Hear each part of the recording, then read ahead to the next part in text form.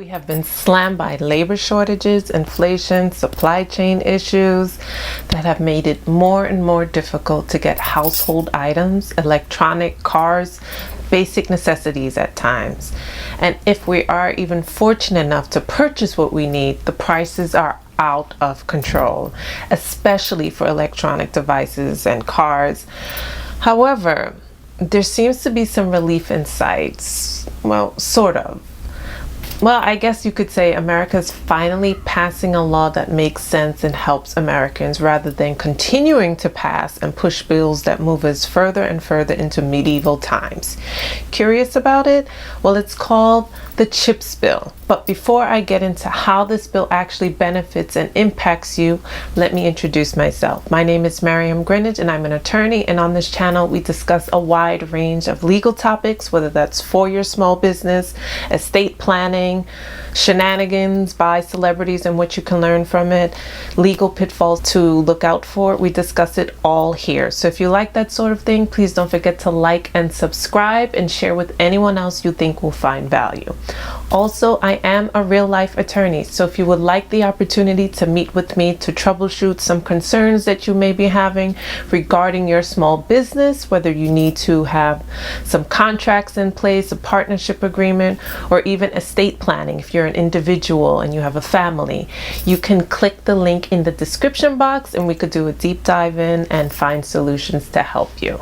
Now, without further ado, let's get into this CHIPS bill and how this will change the fabric of the United States as we know it. So again, household items, electronics are likely to be, even cars are likely to become cheaper in the next coming months. Whether that's your iPhone, dishwasher, computer, washing machine, and that is all due to the CHIPS bill, which is a nonpartisan bill aimed at revitalizing domestic manufacturing of semiconductor chips.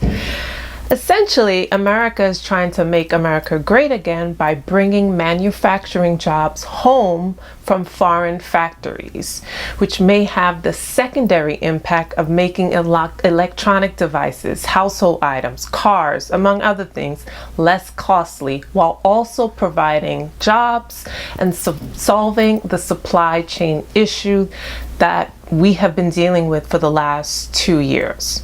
Now, semiconductor chips are the chips in all of our electronic devices. I mean, everything pretty much uses a semiconductor chip at this point. These conductors allow them to function. It's been difficult for many people looking for cars, electronics, anything that requires a computer chip because of the supply chain issue. This global semiconductor shortage has left many companies unable to fill orders or even finish products that they've started assembling, clogging up warehouses and leaving a lack of inventory across the nation. I mean, this chip is in everything, so it's a really, really important tool. And so to remedy this shortage, Congress has marshaled out $280 billion to spend over 5 years for manufacturing of semiconductor chips on American soil. Chips are the most essential item in modern industrial equipment, medical technology, and even military equipment. And America has heavily relied on other countries to manufacture this essential technology. So the burst in federal funding is intended to spur growth in domestic chip production, but it may take years for consumers to see the effects, or maybe a few months to a few years to see the effects when shopping for electronic. Yet facilities to manufacture semiconductors are already on the rise. Now, the statement from the White House states regarding this bill: the Bipartisan Chips and Science Act of 2022 poised U.S. workers, communities, and businesses to win the race for the 21st century.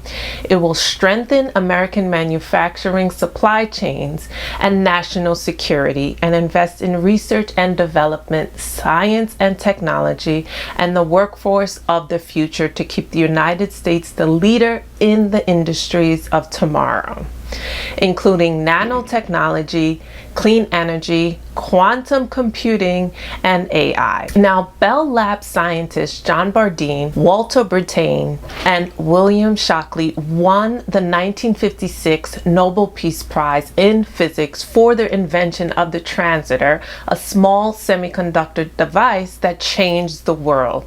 The transistor is the workhorse of electronic technology, the device that heralded the start of the digital age and forming entire industries based on semiconductors were created in its wake. So indeed, telecommunications as we know it would not have been possible if it were not for the transistors that were built more than 50 years ago. Now, America invented the semiconductor, but today produces only about 10% of the world's supply and none of the most advanced chips. In the mid-1960s, in comparison, at the peak of the race to the moon, the federal government invested 2% of GDP in research and development. By 2020, guess what it is? It's less than 1%. So the CHIP bill aims to rehabilitate the investment in semiconductors technology for many of the largest tech and automotive companies. Semiconductors used to be relatively easy and inexpensive component, one that cost as little as 2 cents to manufacture in the 1970s. Now, these tiny electronic switches are the biggest obstacles to commerce as well as advancement for the United States. To give you an example of how these semiconductors affect the supply chain, let's take the iPhone 13 for example. Guess how much it requires? About 60 semiconductors. That PlayStation that everyone was fighting for during Christmas requires about 130. Automobiles, the issue is extreme, costing sometimes thousands and thousands. Like a Porsche requires about 8,000 chips inside. So you can see that this is an extremely important technology, and companies have to be ambitious in gaining control over their supply of chips and raw materials. So the CHIP Act provides about $52 billion for American semiconductor research development, manufacturing, and workforce development. Despite the giveaway, some within the semiconductor industry are not entirely happy with the legislation. Their problem is not so much with the money, but that the money is too narrowly focused, because as much as $20 billion, almost 40% of the industry's take will go to one company, Intel.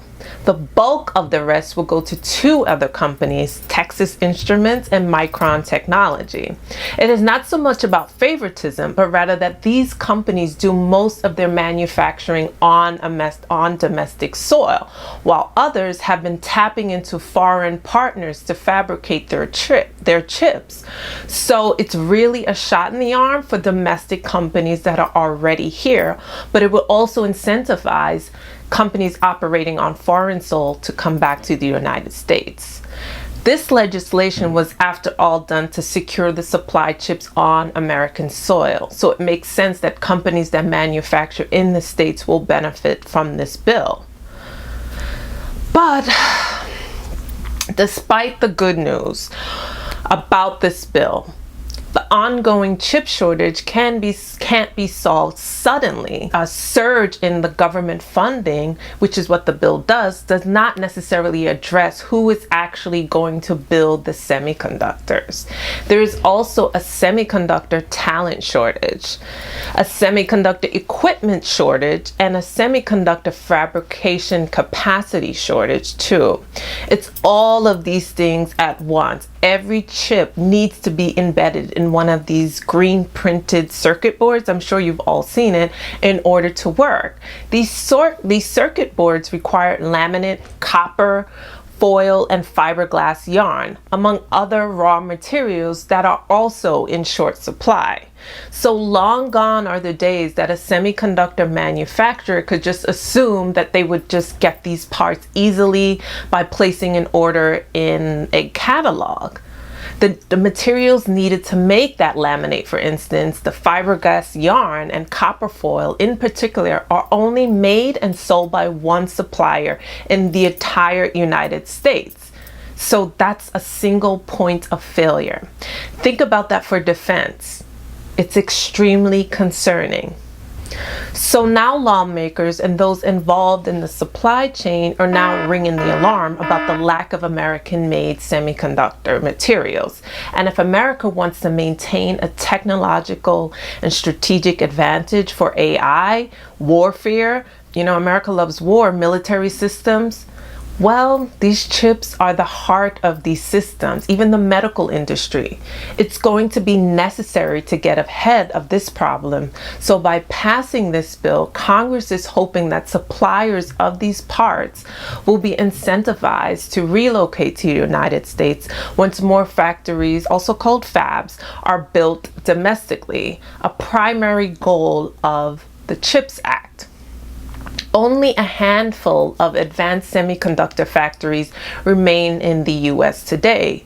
Building new factories can cost between 10 to $20 billion and take up to 5 years to build, given the complex equipment, the chemicals needed to run a factory of this magnitude, and actually the process of actually transforming all of those materials into a final chip can take nearly 3 months to get the final product. It's not very different from what you see happening in Germany and Italy, which have relied and become overly reliant, I should say, on Russian oil and gas. And that could be the United States if the nation does not take action now. But there's also another problem. Who is actually going to build these semiconductor chips? It's not just like anybody. It requires specialized knowledge. Semiconductor engineering is a crucial career, and semiconductor jobs offer top salary to those who are ambitious and want to go into this area, and they service millions of people. And so America has also been struggling in terms of engineering. The US STEMS programs have been suffering for decades, which presents another challenge that the bill does not address. So although the money is earmarked and the facilities have been built or underway to being built, we are also facing a labor shortage in the sciences. Employment of materials engineers is projected to grow 8% from 2020 to 2030. While according to the Bureau of Labor Statistics, the last decade had seen considerable concern regarding a shortage of science, technology, engineering, mathematics, STEMs essentially. So to meet the demands of the labor market, although the legislation is there, the money is there, the minds have to be there to build this essential device. Otherwise, the United States could end up like an episode of The Walking Dead. So this is a very grave issue. And just to give you an example that might hit home, my father was visiting someone in the hospital the other day, and there was a machine that kept beeping, and my father is a retired nurse, and the machine kept beeping. He was visiting his friend. So he went to alert another nurse on duty to say that the machine keeps beeping. They said, oh, it's been broken. Like, we aren't able to get the parts, the appropriate semiconductor parts. So just to bring it home, that your quality of care when entering US hospitals could be affected. Like household items, those are so tangential to your quality of care when visiting a hospital. So that's how dire the situation is, and Congress needs to move fast. These companies need to move fast in mobilizing this industry in the US. So let me know what you're thinking in the comment section. I'm curious to know if you were aware of the semiconductor shortage, or did you just think things were going up as a result of supply and demand? Were you aware of this manufacturing issue? All comments. I'm really curious to know what you're thinking. And I will see you next time. And don't forget to like and subscribe. Bye-bye.